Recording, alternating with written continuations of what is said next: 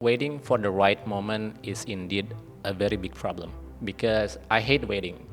Dan saya kira semua orang juga perlu tanda kutip ya membenci menunggu karena kita harus terus bergerak. Tips yang paling efektif adalah ketika belajar kita harus menjadi anak-anak. Aduh, aku nggak bisa, aku nggak mampu. Karena otak kita tuh akan ngefilter sesuatu yang kita fokus kemana nih. Jadi kalau kita fokus yang nggak bisa, kita akan fokus pada apa yang bikin kita gampang nyerah ya. Betul.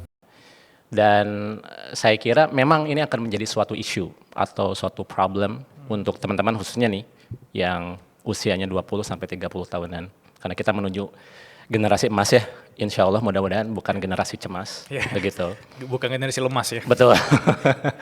Dan saya sih melihat ada dua faktor penting yang perlu kita lihat dan waspadai. Pertama, low English competence atau low English proficiency itu atau keterampilan berbahasa Inggris yang rendah itu akan menyebabkan disrupsi terhadap atau isu terhadap peluang kerja yang akan sangat berkorelasi dengan gaji atau financial benefit ya atau kompensasi seperti itu.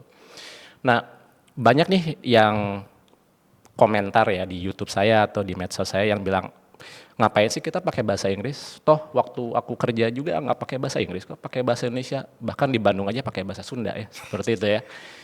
Saya bilang ya memang ada beberapa level profesi atau pekerjaan yang kita nggak usah pakai bahasa Inggris. Tapi kalau teman-teman, if you would like to step up your game, if you would like to level up, jadi kalau teman-teman ingin naik ke level yang lebih tinggi,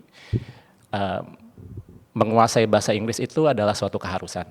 Jadi kalau kita bicara peluang kerja, misalnya teman-teman mau kerja di Big Four atau mau kerja semisal jadi ASN atau pegawai BUMN atau kerja di perusahaan multinasional, semuanya itu pasti ada tes seleksi atau tes saringan bahasa Inggris. Jadi kita nggak bisa kabur. Iya benar. Iya, jadi kalau teman-teman mau sekedar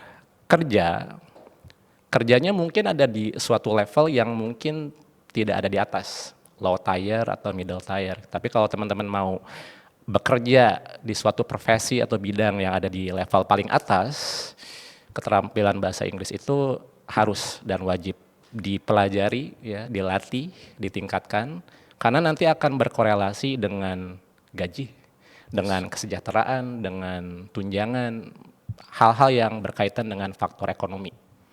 Jadi ya memang kalau ada yang berkomentar saya nggak pakai bahasa Inggris kok di kantor saya, ya memang teman-teman kantornya di mana, level perusahaannya di mana, apakah Big Four atau bukan, seperti itu. Jadi itu hal yang pertama.